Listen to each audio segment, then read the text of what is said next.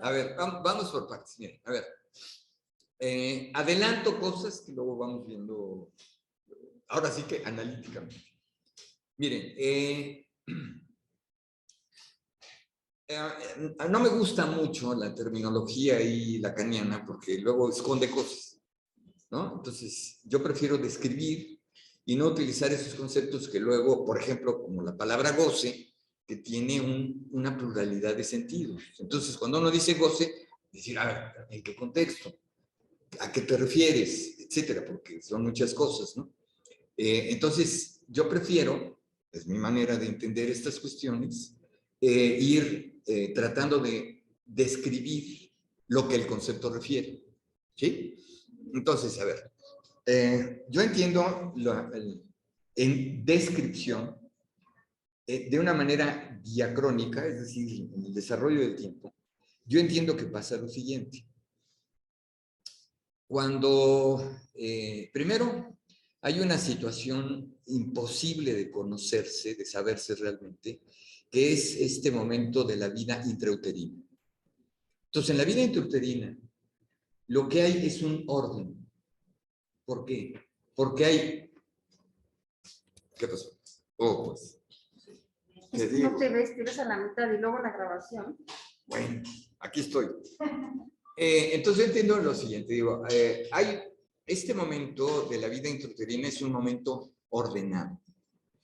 Entiendo por ordenado la frase de Napoleón, ¿no? Un lugar para cada cosa y cada cosa en su lugar. Es decir, el feto no tiene que preocuparse ni por el tiempo, ni por la comida, no hay necesidades, pues, ¿no? Es más o menos lo equivalente a lo que podríamos decir el paraíso terrenal, ¿no? Todo está perfectamente cubierto, exacto, cubierto, ¿no? Pero más una pequeña observación. Cuando tú dices, no deben de preocuparse, es que el feto es diferente al que ya está formado. Sí. No puede preocuparse porque está en formación.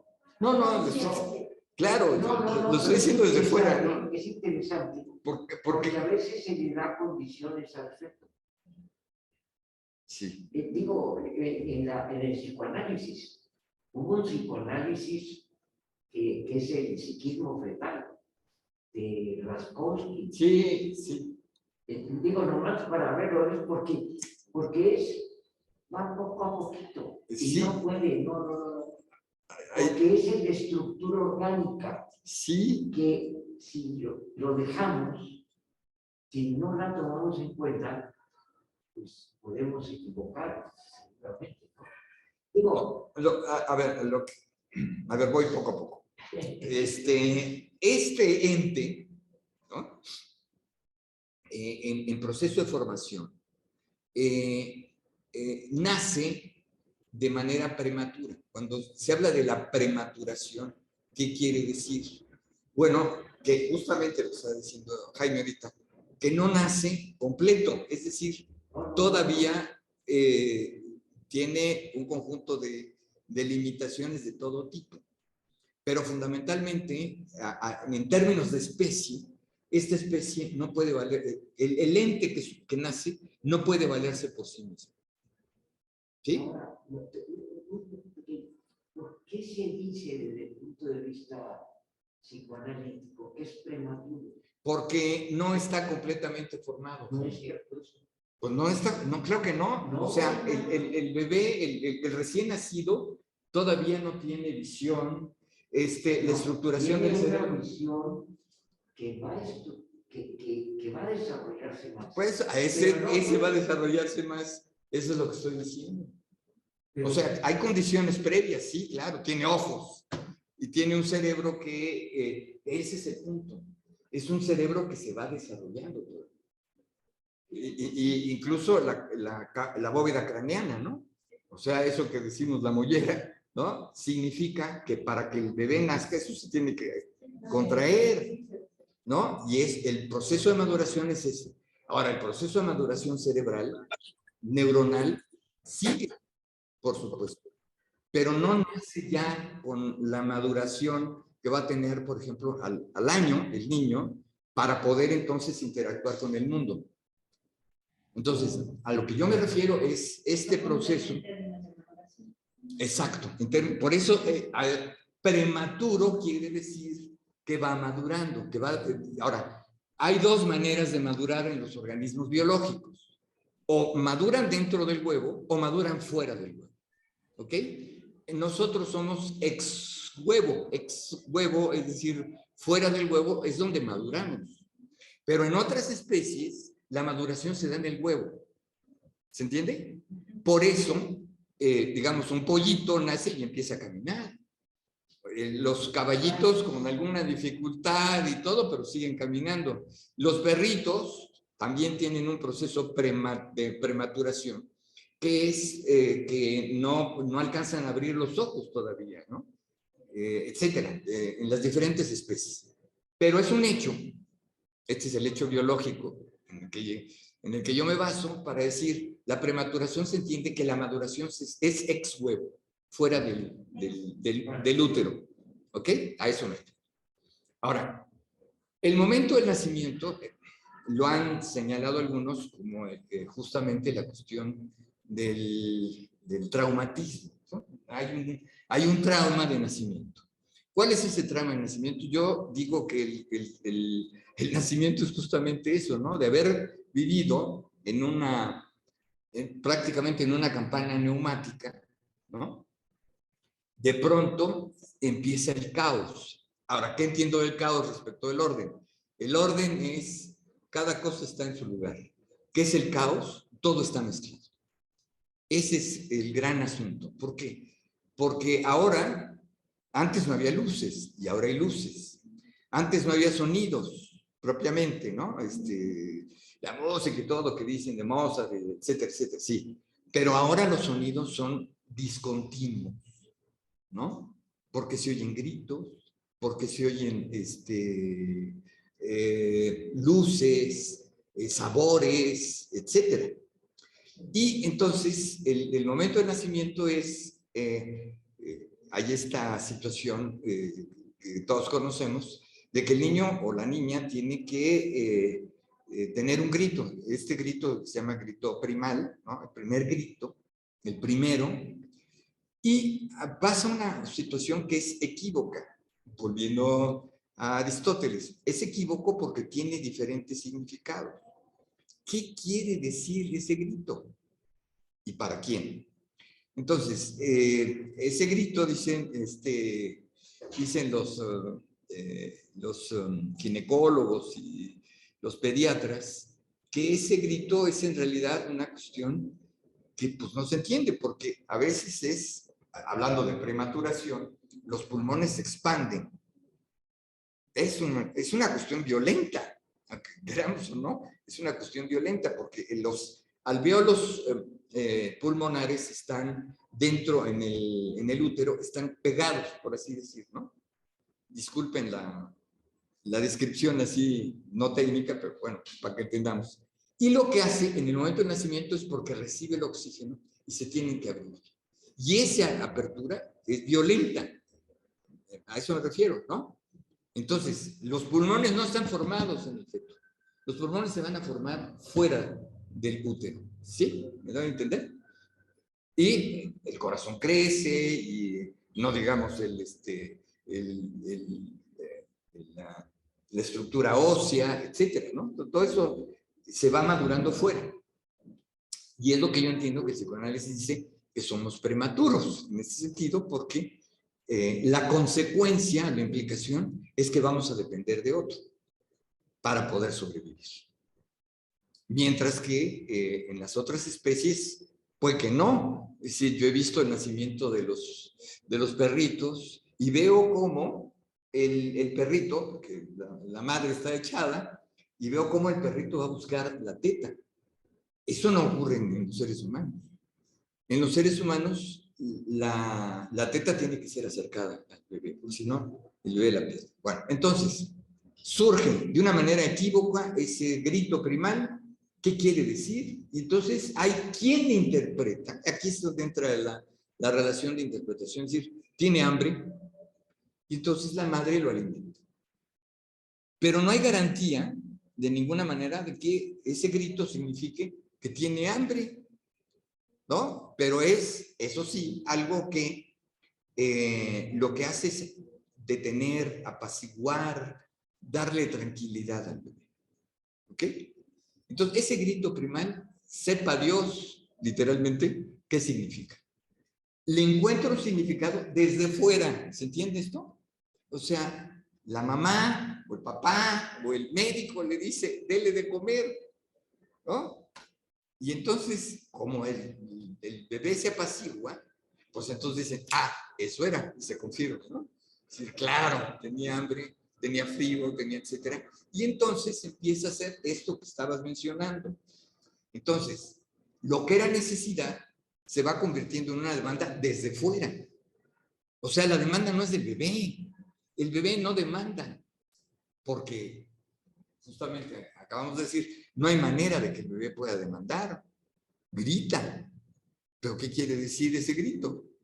Bueno, entonces, como hay una interpretación que media esa necesidad vital, esa necesidad biológica, se va paulatinamente, porque ese es el asunto, ¿no? Así aparece, ¿dónde aparece la demanda? ¡Pum! Como corte. No, yo creo que es progresivo, que progresivamente la necesidad se va convirtiendo en demanda. Pero la demanda no es del bebé, la demanda es de la madre o quien cumple la función materna, ¿no? Función materna no es lo mismo que la madre, ¿no? ¿Se entiende? Eso es importante. Dice la necesidad.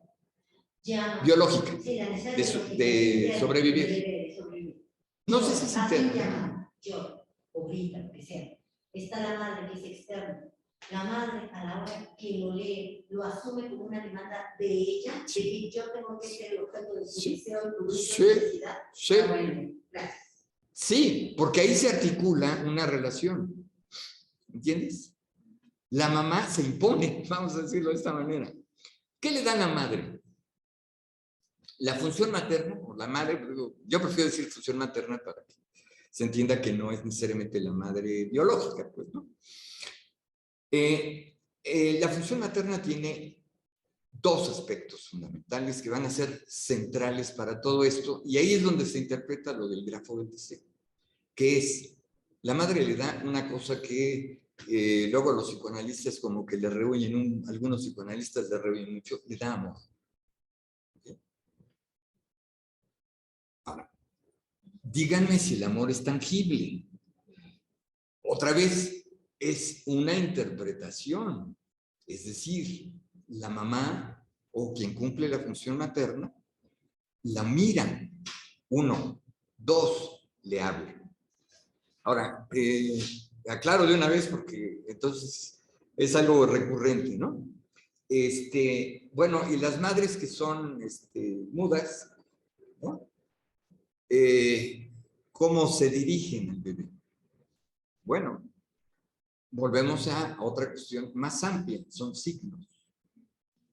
Esos signos se expresan de diferente manera, es el comportamiento de la madre, y es lo que ahorita decía Jaime, ¿no? La mirada que tiene, que se va, ahora sí, que la mirada se va codificando, ¿sí? No es que esté codificada, sino que se va codificando.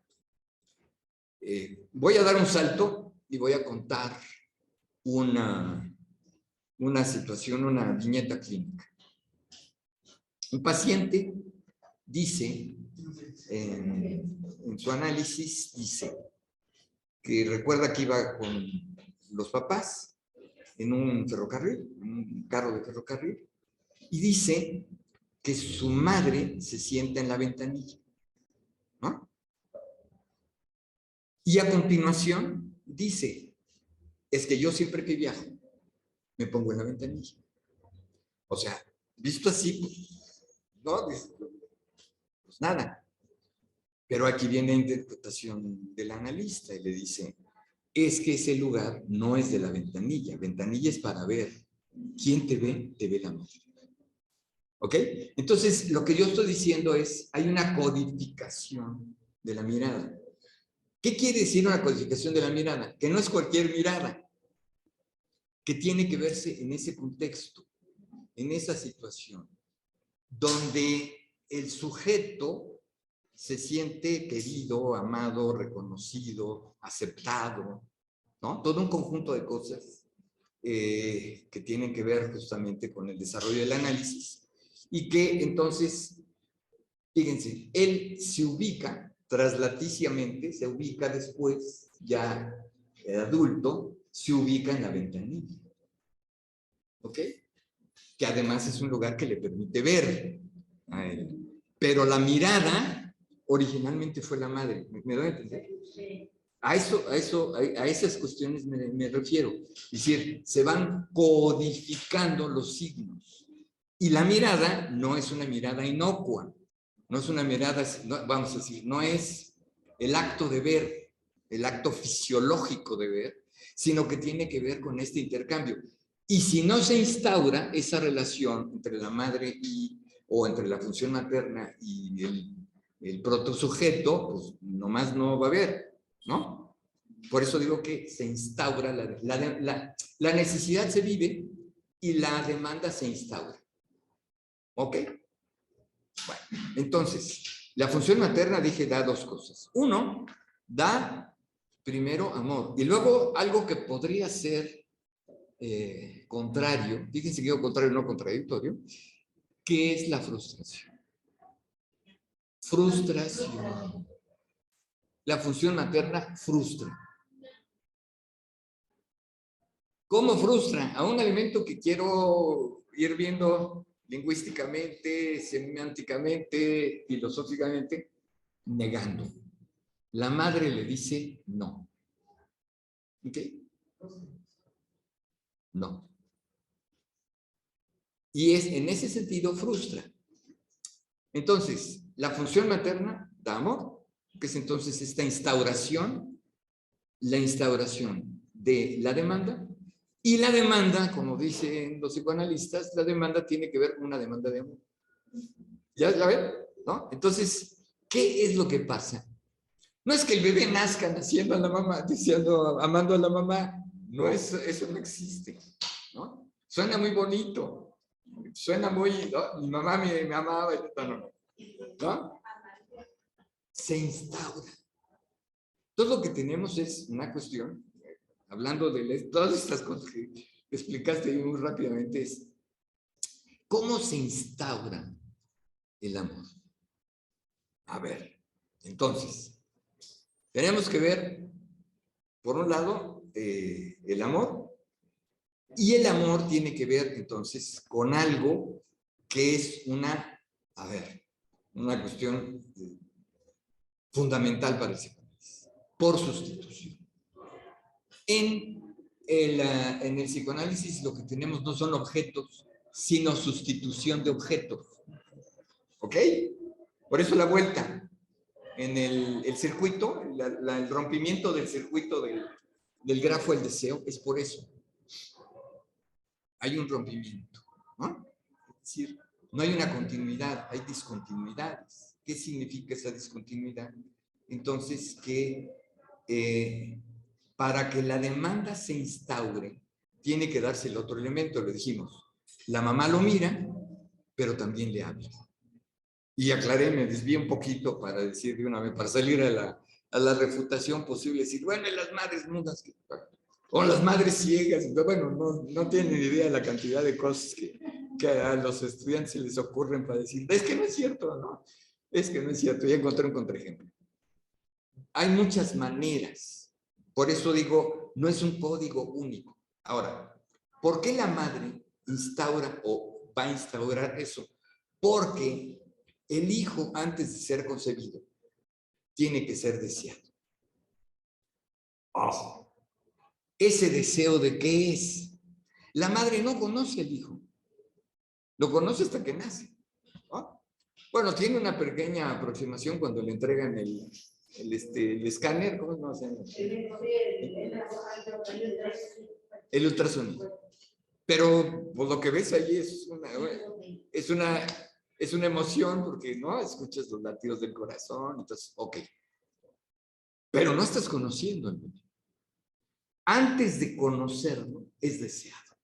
Otra vez. Entonces, el deseo no es de objetos, de cosas, sino que es una sustitución. ¿Sí? Los objetos que amamos son sustituciones. Esto es algo que la psicología nomás no ve, porque para la psicología el objeto es el objeto, y ahí está, ¿no? Ahí está. La computadora es la computadora y ya, no le debo usted vueltas al asunto, ¿no? Ahí está el objeto y se acabó. Y usted le pone emociones y todo. Aquí no. Aquí es la sustitución, o sea, significa el reemplazo, el posible reemplazo. Y por eso la metáfora. Exactamente, la metáfora y la metonimia. Pero no te me adelantes con términos técnicos, porque si no nos engolosinamos con el término y luego cuando nos preguntan qué es, entonces empieza ahí el derrape, ¿no? Vamos poco a poco. Entonces, la sustitución significa entonces que ese no es que no es el objeto de deseo. Entonces, la madre instaura el amor, establece una relación de amor, porque antes de tener al hijo lo ha deseado. ¿Sí? Y luego dicen, oiga, pero es que se embarazó y de pronto dijo, ay, descubrimiento, hallazgo, estoy embarazada. Pues en ese momento viene el deseo, ¿no? Entonces, el proceso no es en el momento, es decir, no se ama al bebé cuando nació, sino previamente. Una cosa son lugares y otras cosas son palabras, ¿eh? Yo, poco a poco. El primero es el deseo, ¿no? Hasta el deseo es sustitución. La sustitución es de qué? De un deseo instaurado por el padre, ¿no? Por el amor al padre, que se sustituye por la cuestión del Edipo, ¿no? En el sentido de tal, y entonces el hijo resulta, entonces, como una sustitución de ese deseo que se tiene respecto al padre. Estoy diciendo la teoría psicoanalítica freudiana, ¿no? ¿Dónde está eso? Bueno, entonces hay dos maneras de entenderlo, ¿no? Hay quien dice, bueno, pues es una cuestión biológica. ¿Cómo las madres pueden amar biológicamente a un hijo? No existe, no existe ninguna función cerebral neuronal que diga, ahí está, se instaura el amor. No, se instauran emociones. Lo que tenemos en el cerebro son sustancias químicas que producen emociones. Eso es lo que sabemos. Pero el amor, a ver, ¿quién ha buscado, no? A ver, aquí está el gen del amor. No existe tal cosa. Lo que existen son intercambios de sustancias químicas. Y luego entonces, el amor es una cuestión social, no es biológica, no es genética. ¿Estamos en eso o no? Ok, tú dices, ¿sí? ¿El amor es genético? Bueno, pero es que nos vamos a ir a otro lado. A otro lado, no ir al caso. Pero en principio, ¿Vale? en principio, sí, no hay algo identificable como tal en un lugar específico. En el genoma humano estoy de acuerdo. Ahora, fíjate bien. Entonces lo que quiero decir, hijo, el término, sintagma, el significante hijo, ese da un lugar. ¿Por qué da un lugar? Porque si hay hijo hay madre. ¿Entiendes? Sí. O sea, esos son los lugares. Cuando el discurso habla, del lado dice la mamá, dice el papá, dice el ginecólogo, dice el abuelo, ¿no? El hijo es la palabra, el significante, que da un lugar en una relación. Esa relación, ¿cómo está establecida? Es una relación establecida socialmente. Entonces, los hijos tenemos que ser adoptados. Todos somos adoptados. ¿Sí? Porque si la mamá nomás no dice este es mío, otra vez, este es mío, es un lugar, este es mío, este es mi hijo, ¿no? Etcétera. Si no se establece esa relación, entonces lo que tenemos es una serie de problemas para el vástago, ¿no? ¿Sí? Bueno, entonces, las palabras, eso es lo que quería yo llegar. Las palabras no están dadas por la mamá. Porque ¿qué es una mamá? ¿No? El ser mamá, no puede haber mamá sin hijo, pues, ¿no? Entonces, pero eso lo establecemos socialmente. No vas tú a encontrar, en el reino animal, no vas a encontrar eso, porque no hay significantes, no hay lugares, no hay palabras, ¿no? Entonces, ¿cómo? Pues, la palabra precede al hecho. ¿Sí se entiende esto? Sí. Esto es muy importante porque, entonces, el lenguaje es a priori, se da antes de la existencia de estas cuestiones. Es decir, en el mundo en el que vivimos, donde ya se dan determinadas relaciones de parentesco y demás, lo que tenemos es entonces esos lugares preestablecidos por el lenguaje. Ahora, ahí está el asunto. No podemos decir simplemente que la palabra genere la emoción, porque hay madres que, pues nomás, sí tienen al hijo, pero, y la relación, por eso dije adoptado, porque tiene que la mamá adoptar, y el papá también, tiene que adoptar al hijo, como lo decimos socialmente, ¿no? Llegó un ente, ¿no? Y entonces tienes que adoptarlo, quiere decir hacerlo propio. Pero para hacerlo propio, hay un conjunto de elementos de estructura del lenguaje que nos ponen en esos lugares. ¿Sí te fijas? Entonces, madre, hijo, ¿no? No son solamente palabras, sino en un discurso articulan lugares. ¿Y qué lugares son? Son lugares socialmente establecidos. ¿Por qué? Pues porque hay comunidades donde, pues a lo mejor la mamá es una y los papás un montón, ¿no? Comunidades primitivas, por ejemplo. O aquí viene otro de los grandes asuntos que voy despacito a ver si llego. ¿Qué es y por qué se llama el nombre del padre y no el padre? O sea, parece... No es la palabra, es la metáfora.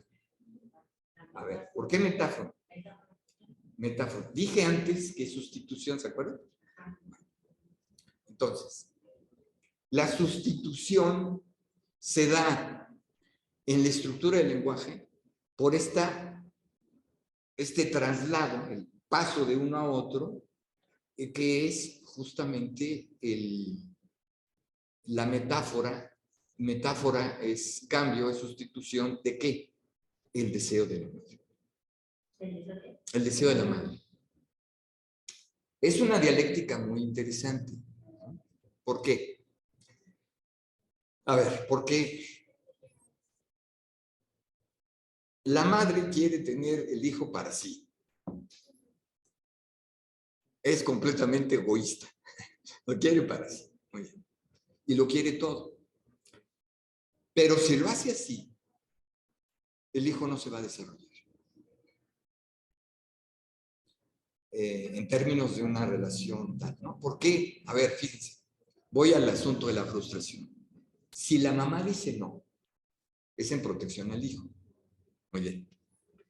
Pero la mamá también dice no, desde fuera de ella, en una situación social donde para ser madre y no amante, tiene que desligarse de ese lugar.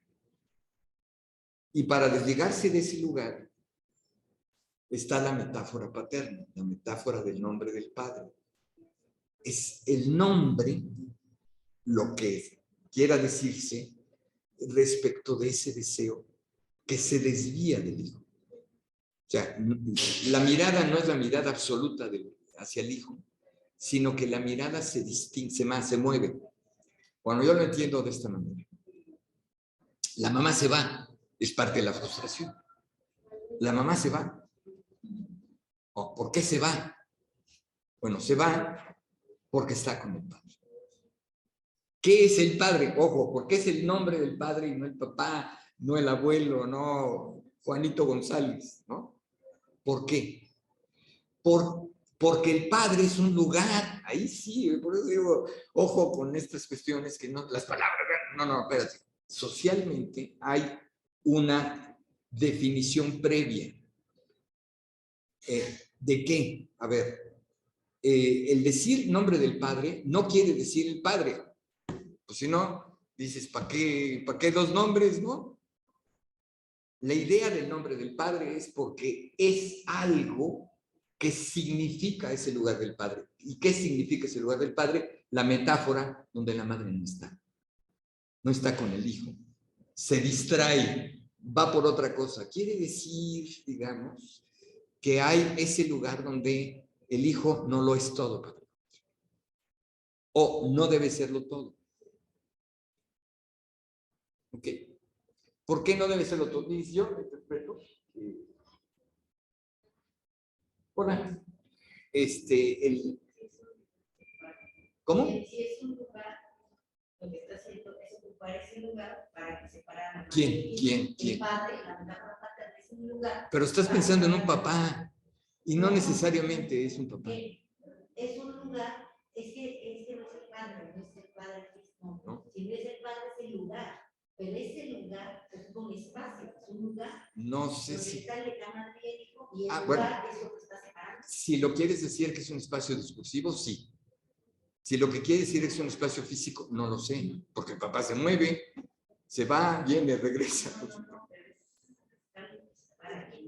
¿Es un cuerpo? No, tampoco. No es un cuerpo, es una relación.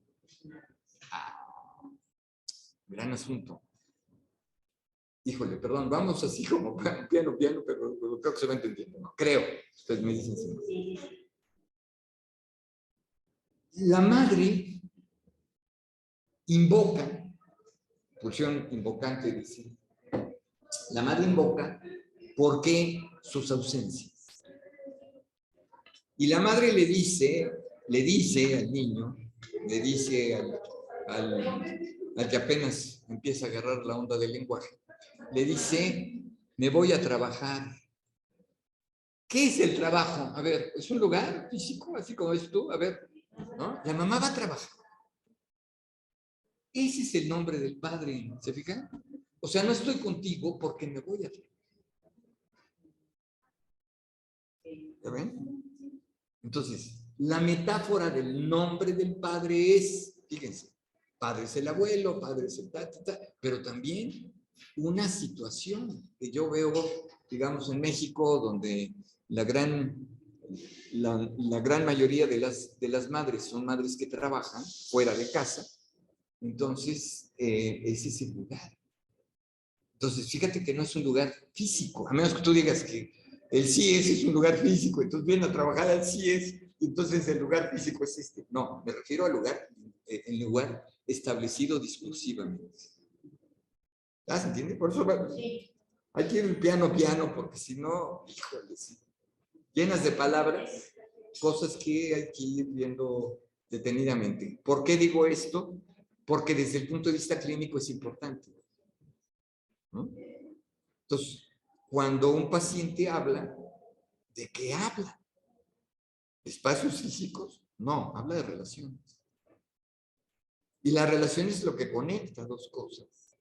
¿Y qué es lo importante de las dos cosas? ¿Las cosas? No, la relación, que las une. ¿Me explicó o no? ¿Sí? Pues esto es súper importante. Entonces, bueno, una vez dicho esto, ¿dónde está la instauración del nombre? Aquí tenemos, lo que tenemos es entonces una dimensión del lenguaje, donde el lenguaje, fíjense, tiene una estructura. ¿Qué quiere decir estructura? Fíjense, ese concepto no se viene a definir con claridad, con precisión, sino hasta final del siglo XIX.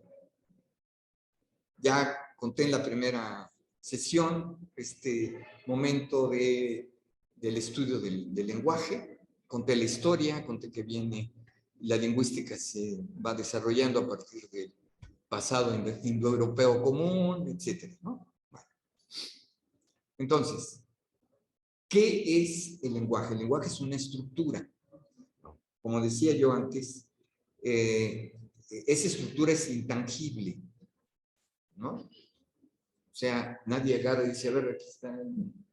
¿Por qué? Porque la estructura, lo vamos a definir más precisamente después, la estructura es un conjunto de relaciones, no objetos, es decir, no palabras, no signos, sino relaciones entre sí. Una constelación, ¿no? No las constelaciones familiares, no, sino la constelación en el sentido astronómico. Ahí los objetos ahí relacionados unos con otros. Bueno, entonces, esa estructura nos es previa a todos, ¿sí o no? Y ahí es donde tiene sentido lo de los lugares. ¿Cómo se define madre? ¿Cómo se define hijo? ¿Cómo se define padre? Eso no son convenciones, sino algo establecido donde uno se ubica. ¿Sí? El propio nombre, fíjense, el nombre propio es también ya algo preestablecido. A ver, yo me llamo Walter Beller Taboada. Oye, Beller, eso me ubica previamente, ¿no? Es decir, hay una relación de convergencia familiar entre los Beller y los Taboada. ¿Ok? Es una relación de alianza, dicen los antropólogos. Entonces, eso me preexiste, ¿sí o no? Ahora, el nombre propio. Pues nombre propio, pero muy impropio porque no lo escogimos, ¿no? ¿Ok? Ni siquiera cuando nos cambiamos el nombre. ¿Sí?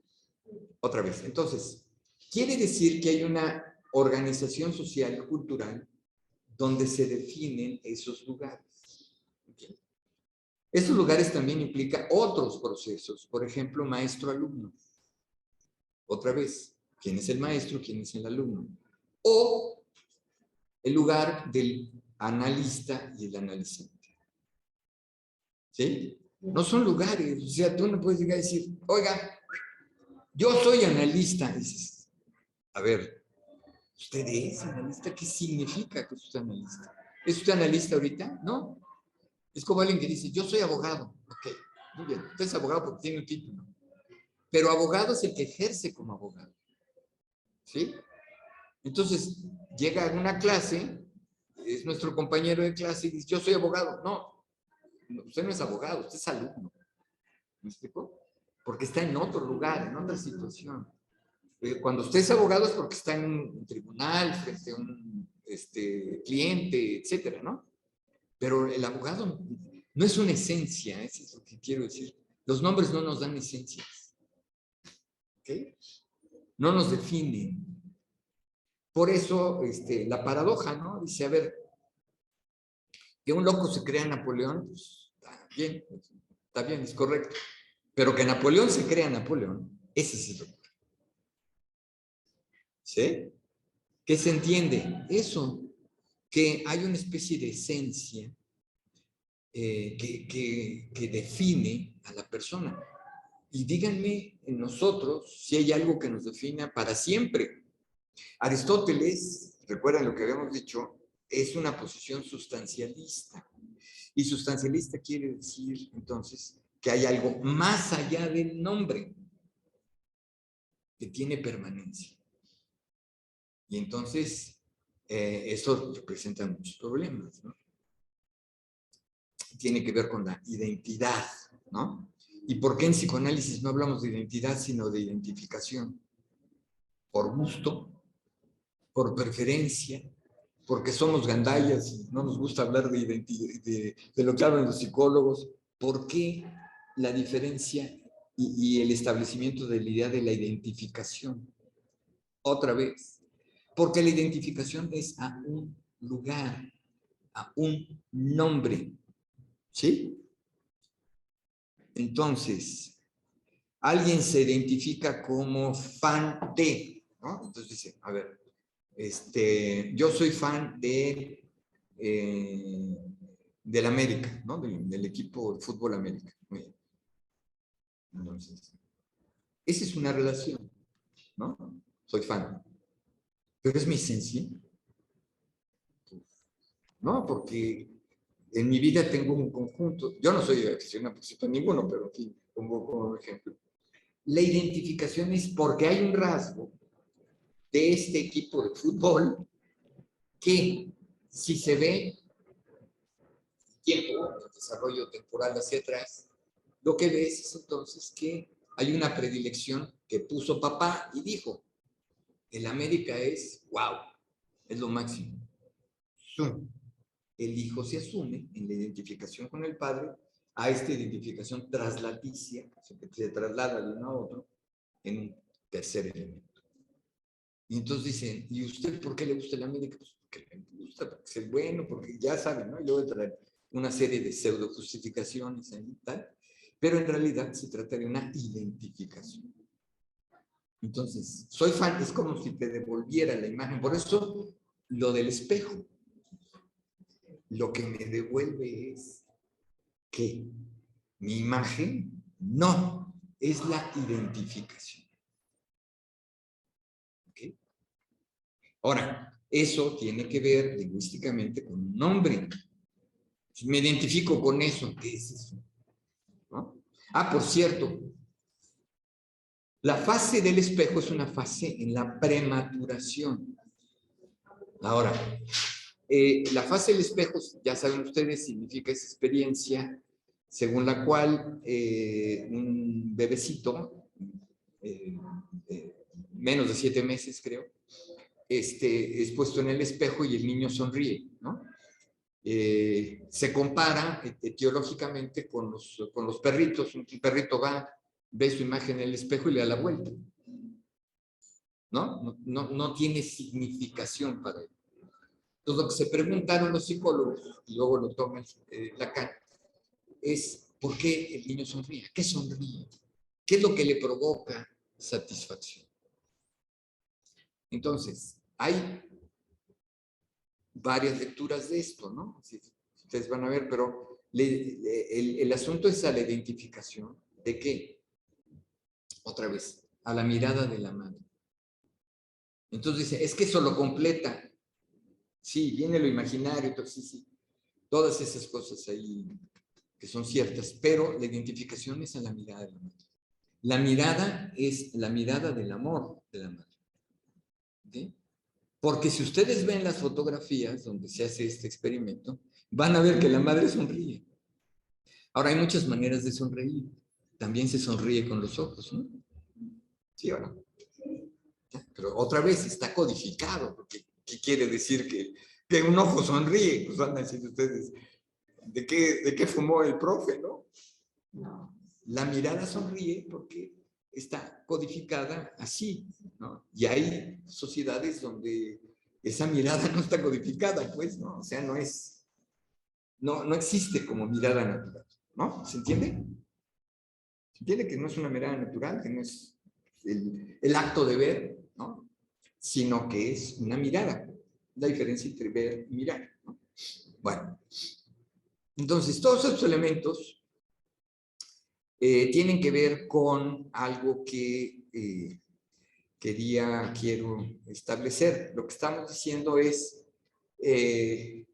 el primero que identifica que hay una estructura en el lenguaje propiamente es Aristóteles, más allá de su maestro Platón, que simplemente había distinguido entre el nombre y el predicado, lo que llamamos predicado, ¿no?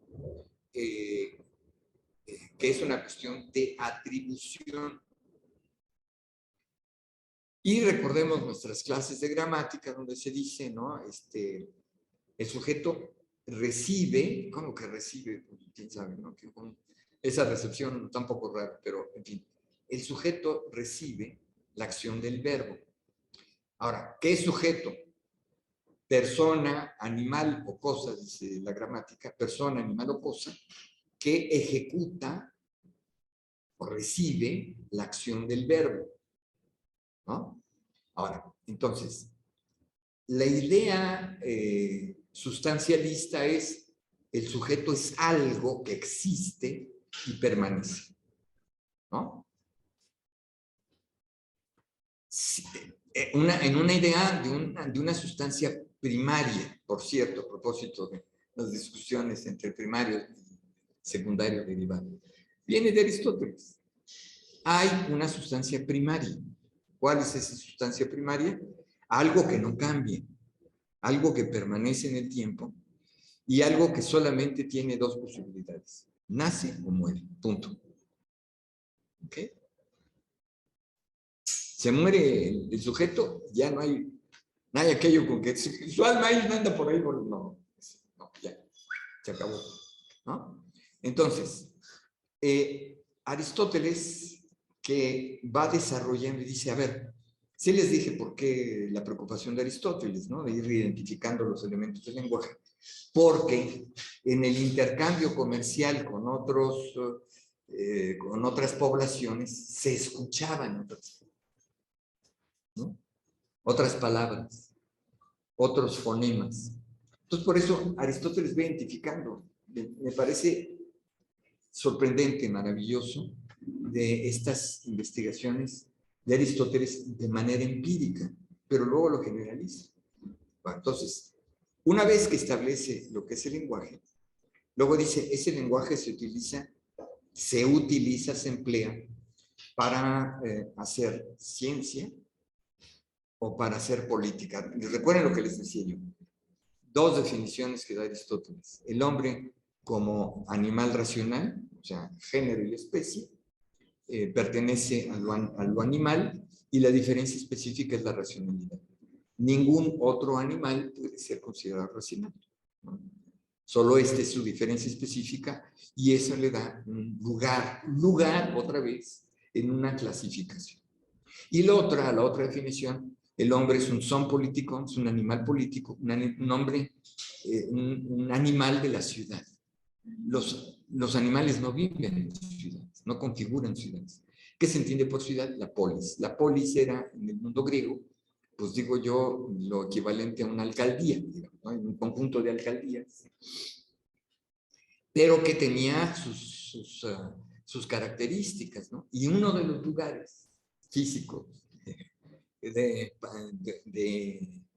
intercambio en la población griega era justamente los aforos.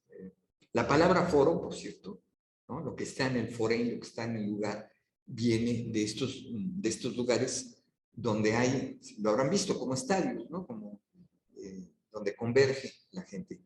Y si bien se hacían espectáculos teatrales, también se hacían polémicas, discusiones.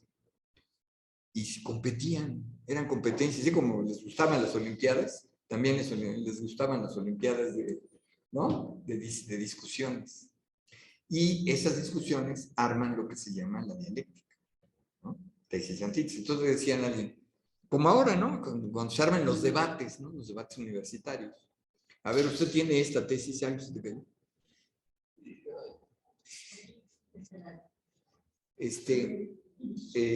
Se arma el debate, es decir, a usted le toca la tesis y a usted le toca la antítesis.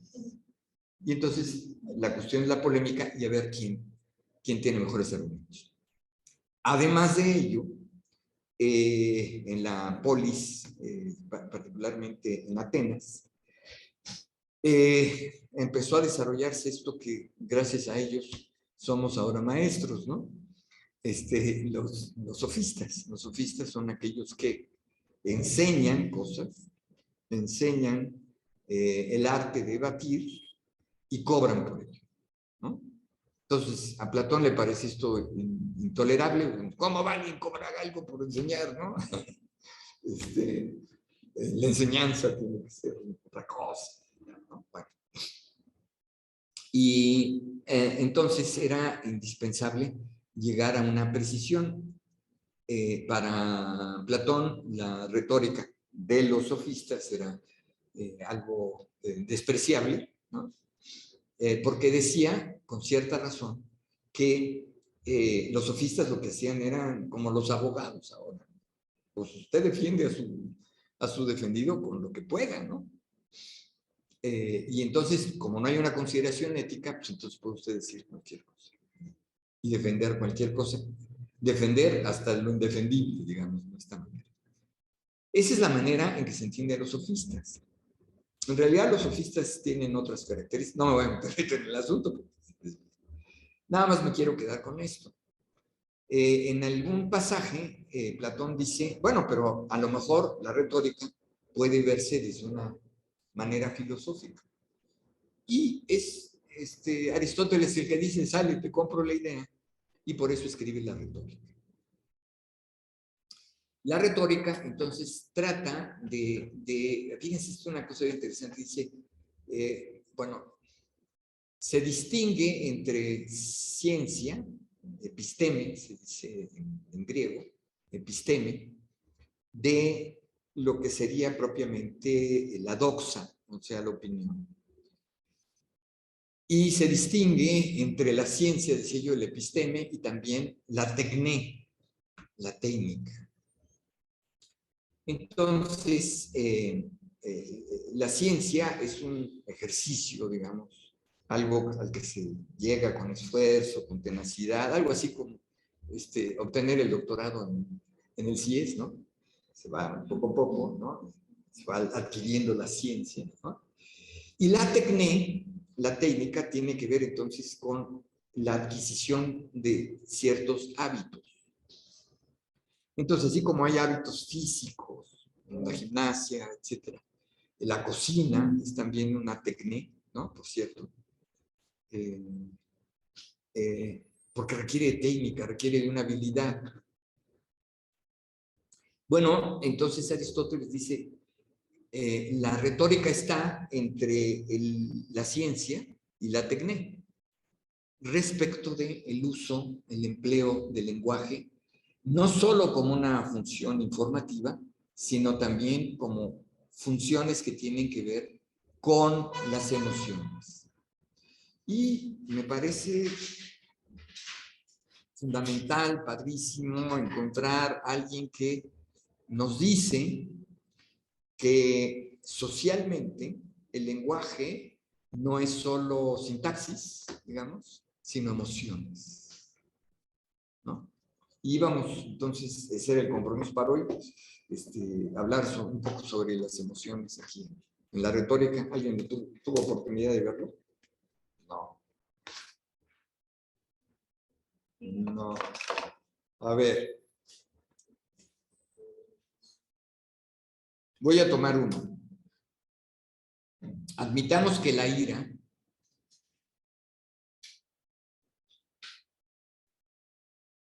es un apetito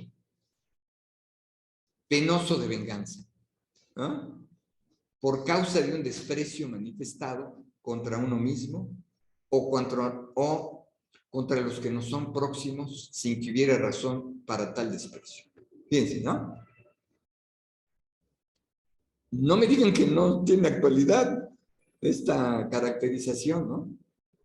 Es un apetito de venganza, o sea, pónganle en lugar de apetito deseo, y ahí queda perfectamente claro, es un deseo de venganza.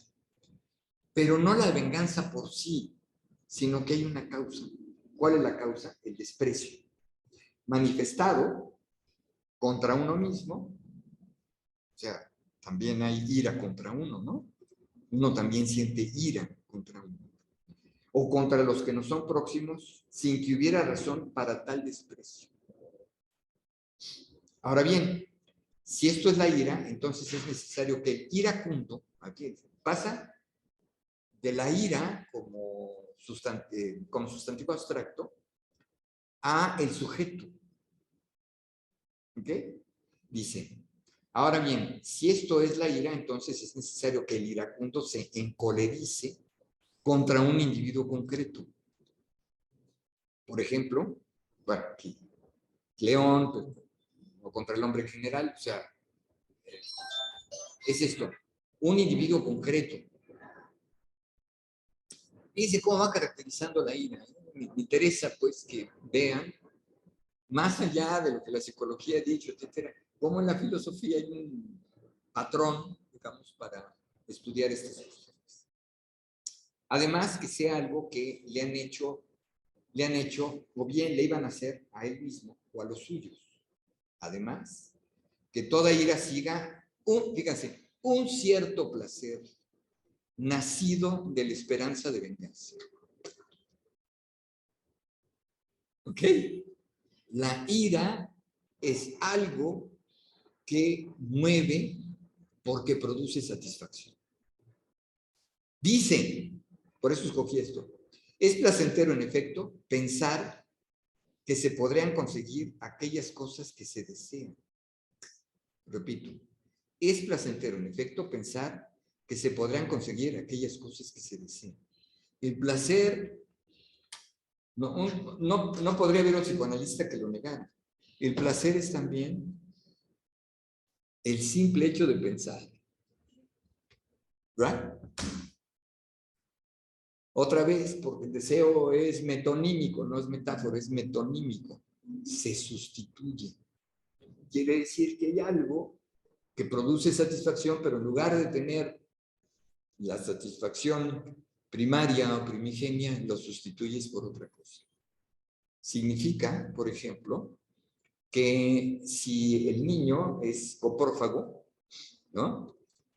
Esa posición coprófaga en el adulto se convierte en un escultor. Convierte, sublima. ¿Ah? Le preguntaba la palabra, en lugar de ser coprófago, en el ámbito es Escultor. Esculpe. Pero yo también digo, ¿acaso los chefs no son también una sublimación? En lugar de comer comes otras cosas, ¿no? Socialmente establecida, beneficio social, etcétera, ¿no? Eso es lo que hacemos.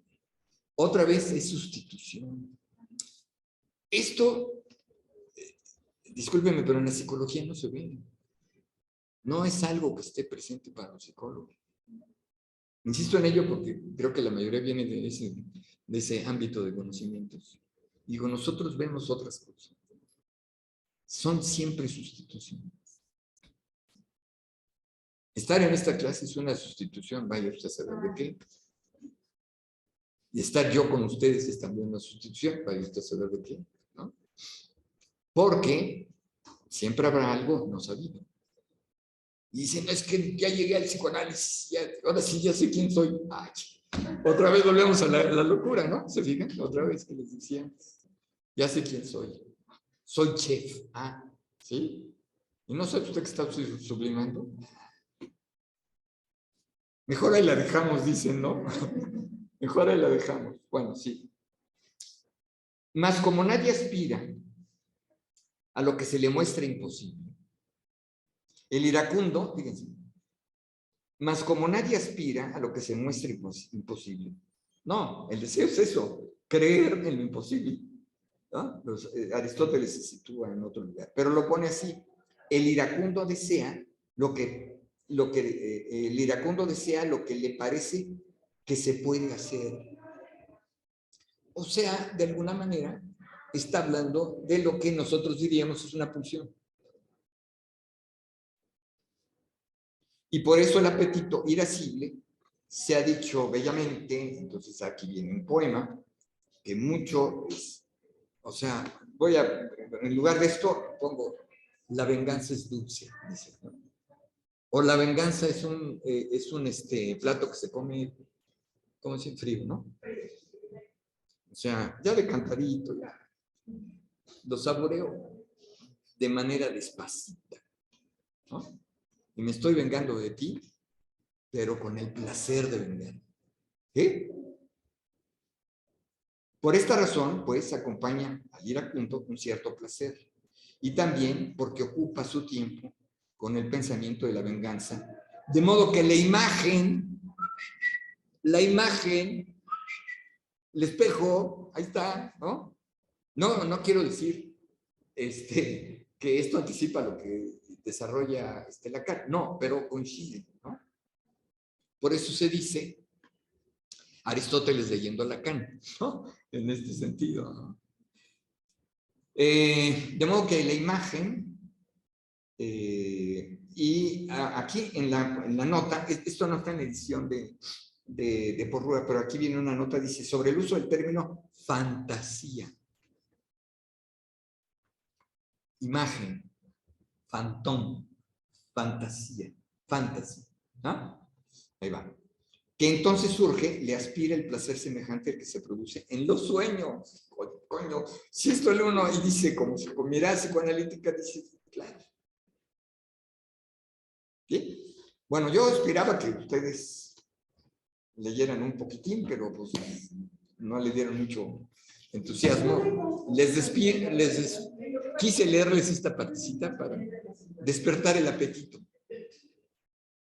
Doctor, la editorial ¿Cómo?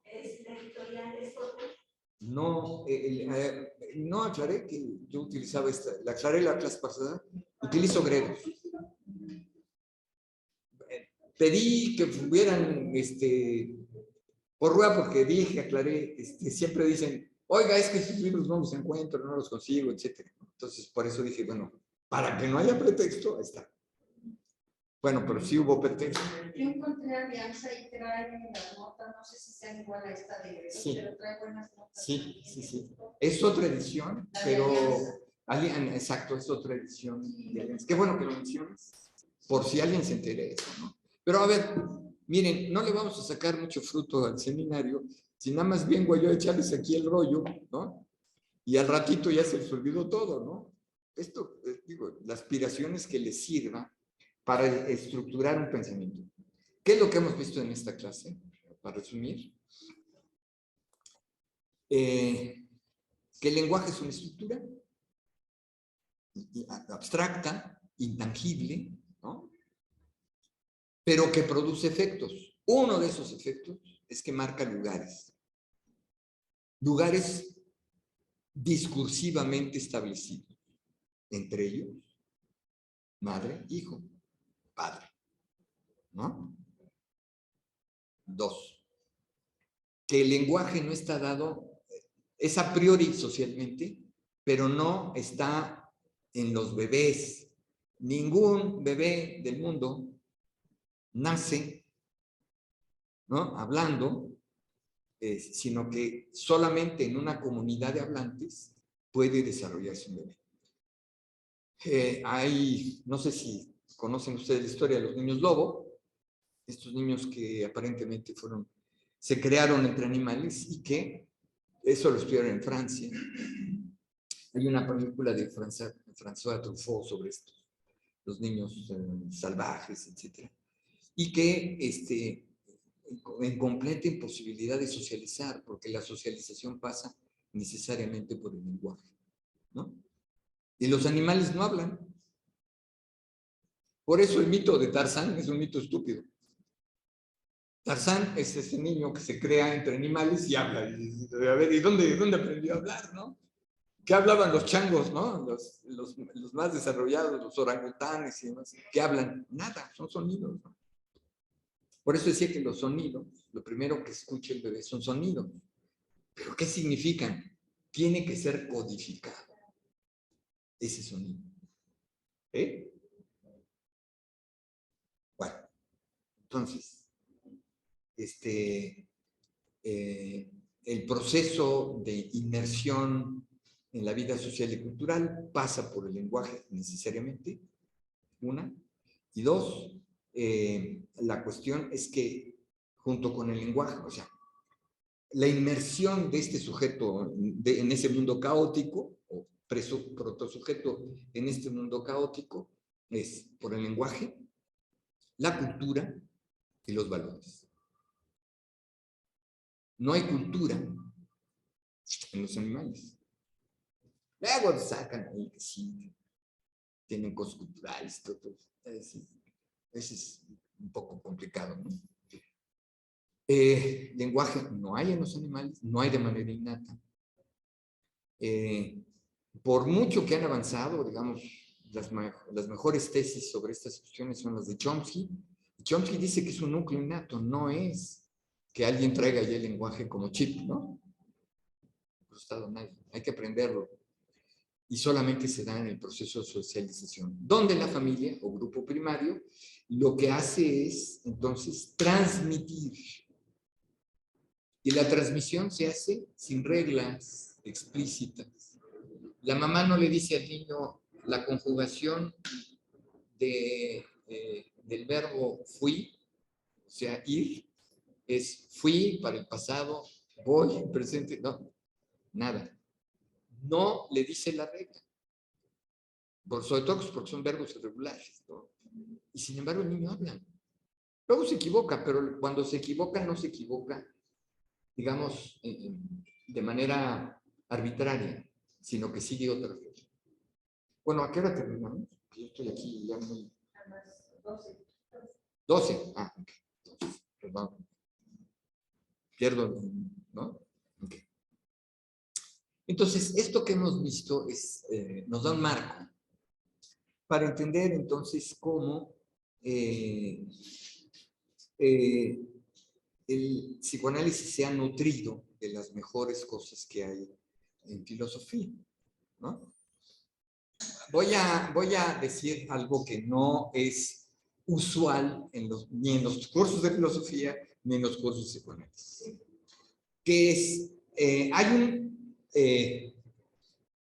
operador lingüístico que es la negación. ¿Ok? ¿Cómo se estructuran los opuestos? Por negación. A ver, díganme si no. A ver, compañera, ¿no que no? Claro que tiene que ver. ¿Por qué tiene que ver con el psicoanálisis? Les voy a decir por qué. Negación, vean mi libro ahí, La metodología de los bordes, es el libro está en línea. No lo venden ustedes, es en línea. Más fácil. Digo. ¿Cómo se llama? Metodología de los bordes, de un tal Walter Weller, ¿no? Está en el catálogo de los libros de la UAM Xochimilco. Bueno, la negación. Fíjate una cosa. Filosóficamente es para poder establecer la diferencia. ¿Qué quiere decir diferencia? Esto es, si esto es porque no es esto. No es esto, ¿no? Bien. Entonces, voy a decir muchas cosas a lo largo de este seminario acerca de la negación, pero empecemos con eso. ¿Por qué es importante para el psicoanálisis? No hay paciente, no hay análisis donde no aparezca una negación. Negación significa, no es esto, ¿no? Y ahí está donde entra lo de la sustitución, no es esto. ¿Sí lo ven? El concepto de sustitución pasa por el no, por la negación. Ah, ¿verdad? Eso no lo vieron, claro, no está ahí. Pero si no lo lees, no se entiende, ¿no? Lo que yo les pido es que lo lean para que le demos esta interpretación desde el psicoanálisis. Sustitución es entonces negación. No es esto.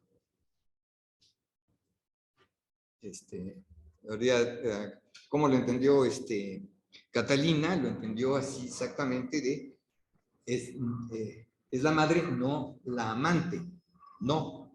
Entonces, ¿por qué es importante? Bueno, por muchas razones. Fíjense, el concepto de negación es estudiado por Freud en un artículo que se llama justamente La negación. Es un artículo donde él articula la palabra, el símbolo de negación con la represión, ¿no? Represión secundaria. Y dice ahí que el no es el símbolo, ¿no? O sea, nos da el lugar de la represión. Porque la represión no se ve, ¿no? Vemos que uno diga, ay, ya veo que viene reprimido. No, pues no ocurre tal cosa, ¿no? La represión es algo que aparece en el discurso y generalmente aparece el no o sus equivalentes. No ocurre que, no es cierto que. Ahora, si ustedes ven el cuadro de las oposiciones, todos los estudiantes leyeron a Aristóteles. Esta sería una proposición A, universal afirmativa. Ahora, fíjense, aquí hay una metafísica de por medio, que tiene dos componentes fundamentales, no siempre se explican en los cursos de lógica, pero son fundamentales. Hay lo que se llama en latín dictum de homini, lo dicho de todos, ¿no? Porque lo que dice es, para que algo pueda ser afirmado, tiene que ser afirmado universalmente, ¿no? Porque de lo particular no surge, digamos, lo que se puede sostener. ¿Por qué? A ver, lo que yo puedo afirmar, digamos, todos los estudiantes leyeron a Aristóteles. Si eso es verdad, ¿no? Estoy diciendo algo que compete a cada uno de nosotros. A cada uno, ¿no? Entonces hay una conjunción de todos, para decir, se ocuparon todos, la totalidad. Y a partir de ello, entonces puedo decir, Mitzi, que es estudiante, leyó Aristóteles. Y hacer un silogismo, ¿no? Etcétera. Bueno, sí, voy explicando, ¿no? Pero no, la palabra, todos los estudiantes leyeron a Aristóteles, por eso te pedía que vieras lo de la estructura. Tiene que ver, entonces, con lo siguiente. Todo eso, ¿no? Ahora, fíjate bien. La negación de eso se dice de dos maneras. O me refiero a que no todos. Si digo no todos, entonces me sitúo en este lugar, que es el lugar del O. ¿Qué es el O? Bueno, se traduce así. Algunos estudiantes no leyeron a ver, ¿dónde va la negación? Algunos estudiantes no leyeron a Aristóteles. A ver, por eso la estructura. Hay un sujeto y hay un predicado. ¿Qué se niega? ¿El sujeto o el predicado? Luego entonces el predicado es leyeron a Aristóteles. Entonces, ¿la negación a qué es? Al predicado. No. O sea, a ver, fíjense. ¿Por qué es importante? Porque esto nos adiestra, nos habitúa a poder escuchar al paciente para decir, está negando. ¿Dónde está negando? ¿Está negando el sujeto o está negando el predicado? Ahora, ¿por qué es importante el predicado y por qué se vuelve contradictorio? ¿Por qué? Porque el presupuesto es a un sujeto, estudiantes, se le atribuye algo. Entonces, tienes de dos, o se le atribuye o no se le atribuye. Esa es la negación. ¿Se entiende o no? ¿Sí? Si no se entiende, va para atrás. Bueno, entonces, una manera de negar es negar el predicado de ese sujeto. Entonces, lo que sostienes es el sujeto pero niegas el predicado. Ahora, fíjate ahí, ¿por qué se puede omitir el sí? Porque tendríamos que decir, todos los estudiantes sí leyeron a Aristóteles, pero ¿por qué sí se puede omitir? Y él no lo puedes omitir, porque si no lo pones, no. No, sí, Sí, es afirmativo, no. Algunos estudiantes leyeron a Aristóteles, también se puede Sí, omitir, no importaría eso. todos los estudiantes sí leyeron. Algunos estudiantes leyeron a Aristóteles, está implícito, él no. Sí, pero lo que señalas es importante. Hay varias maneras de decir lo mismo. La estructura es la misma, o sea, es un sujeto tomado en su totalidad, ¿no? Al que se le afirma o se le niega un predicado. Eso es todo el asunto. Ahora, ¿cómo lo digo? Lo puedo decir de muchas maneras. En lugar de todos, digo los estudiantes. O sea, otra vez, si esta es verdadera, si esta se afirma con verdad, esta es falsa. Y al revés, si esta es verdadera, esta se convierte en falsa. Por eso se llaman contradictorias. ¿Por qué no? Porque, a ver, fíjense, aquí es muy importante para entender la cuestión del silogismo. Es el mismo sujeto, ¿no? Que se toma, sujeto y predicado se toman, pero difieren en cantidad o calidad. ¿Qué es la cantidad? Todos, algunos, o ninguno, ¿no? Ninguno. Esa es la cantidad. ¿Y cuál es la cualidad? Afirmo o niego. Aquí niego, aquí afirmo. ¿Están viendo? Contradictorio es lo mismo que opuestos. No, a ver, el concepto opuesto es más general. Todos estos son opuestos. De estos, solo los que se cruzan, que cambian en cantidad y calidad al mismo tiempo, son opuestos contradictorios.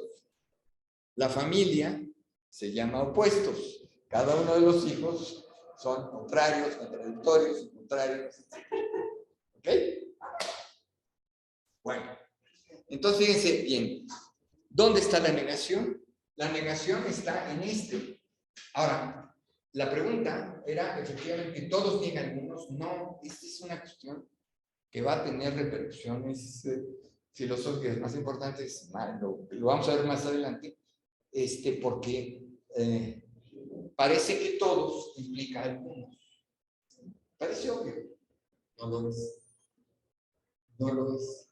Cuando Lacan utiliza este mismo cuadrado, lo invierte, tiene razón para hacerlo, pero hay que explicarlo otra vez. Si no me voy pianito, entonces pues ya digo, eso dice Lacan y ya. Argumento de autoridad se acabó, ¿no? No es mi manera de proceder. Entonces, lo mismo ocurre de este lado, ¿no? Abrevio. Ningún estudiante es lector de Aristóteles. Simplemente para que sea congruente, ¿no? Ahora, fíjense. Si ningún estudiante leyó a Aristóteles, entonces, ahí va, algún estudiante es lector de Aristóteles. Estoy haciendo las cosas ya muy telegráficas, pero para que se entienda. Otra vez, ningún no niega algún, pero aquí niega y afirma. ¿Ok? La negación, ¿dónde está? Que si dice ninguno, es decir, todos los que están aquí, pues ni uno solo, ni uno siquiera, y el otro lo que dice es por lo menos uno. ¿Se entiende? ¿Son contradictorios? Entonces, la contradicción se da aquí. ¿Sí? Sí. ¿Ok? Y Ahí está el asunto. Entonces, observen lo siguiente. Vamos. Entre este y se niega el atributo, el predicado. ¿No? Ahora, Entre estos dos, ¿qué se niega? A ver, fíjense, todos los estudiantes leyeron a Aristóteles. Ningún estudiante leyó a Aristóteles. ¿En qué se niega? Niega al sujeto. Sí, exacto. ¿No? Este niega al sujeto que aquí se afirma. Por eso son opuestos. Del lado del sujeto, no del lado del predicado. Okay. Entonces, a ver.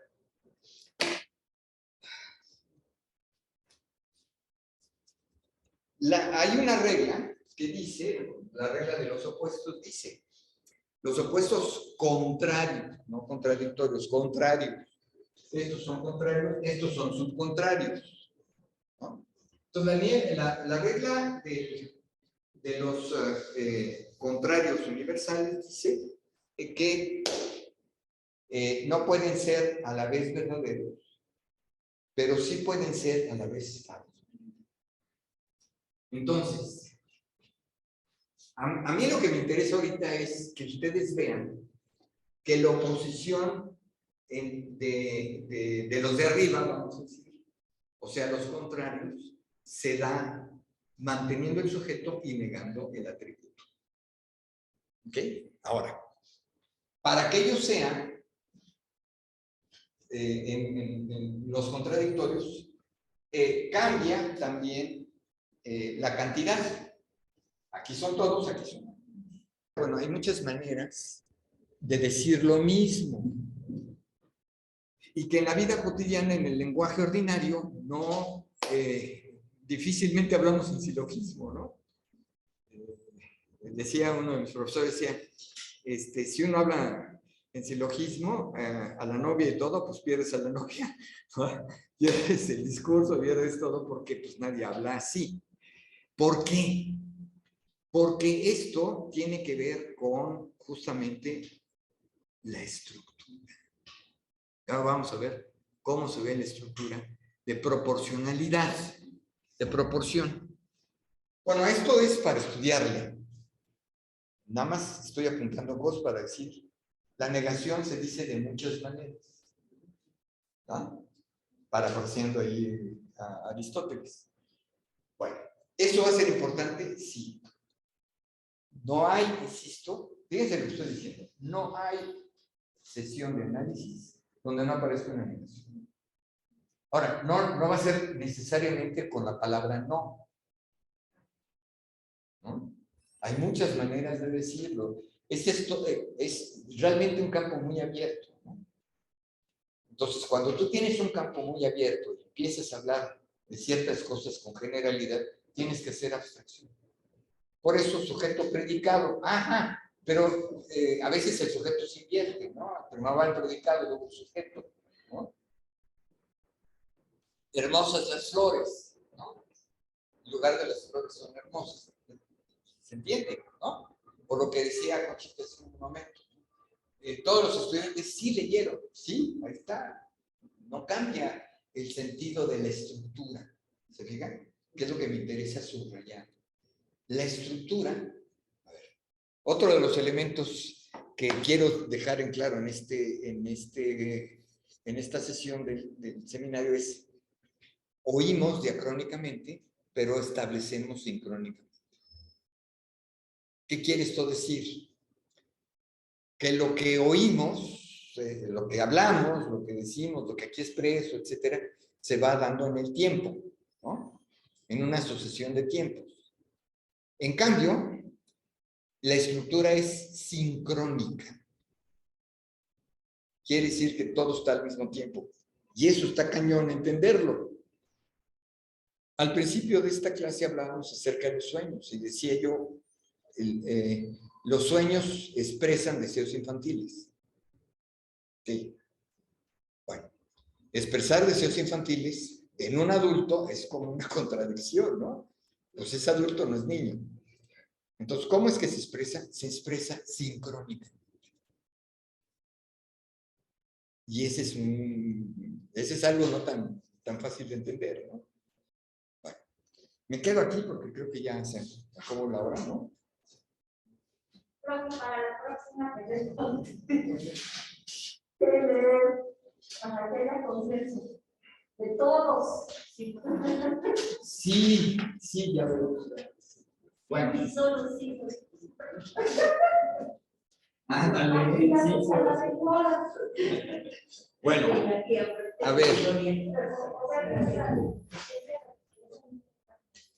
ver, ya no digo por... Es que miren, la ventaja de esta edición, que estas son las ediciones como se citan, para evitar las páginas, va por párrafos. Y entonces dices el párrafo, por ejemplo, este es el 1366B. Entonces, ¿Y no le podemos sacar fotos a su libro? No, una vez presté un libro de aquí. No, pero no prestamos en aquí. Para saber dónde empieza. No, pero Bueno, entonces, pero con los libros de la retórica, sí. Todos tienen ese mismo, ¿cómo le dijiste? ¿Cómo se llama? ¿Parágrafo? ¿Cómo se llama? Es nomenclatura internacional, no sé exactamente cómo se llama. ¿Cómo se llama? Pero con eso no tienes pierde, con eso no nos perdemos porque todos los textos. Pero era un ejemplo. Ahí voy a decir, a ver, miren. A ver, lo que nosotros tenemos que ver es la parte, voy a decir, la retórica está dividida en libros, ¿no?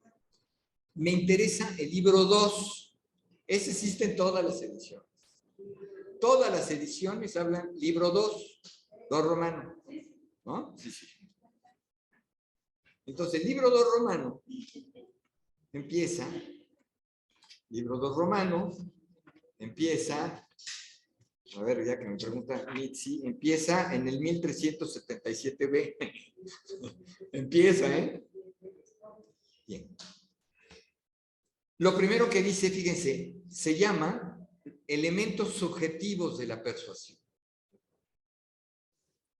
Y aquí es un repaso, en la primera parte, el número 1, digamos, hace referencia a lo que expuso en la primera parte. De la primera parte ya hablamos porque es la retórica forense, la retórica epidíctica, que se llama, ¿no? Y el número 2 empieza con lo que les estaba yo leyendo, la ira.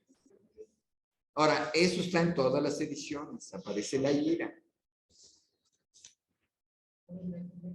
Miren, por ejemplo, este está numerado así. El 2.3 se llama disposiciones favorables a la ira.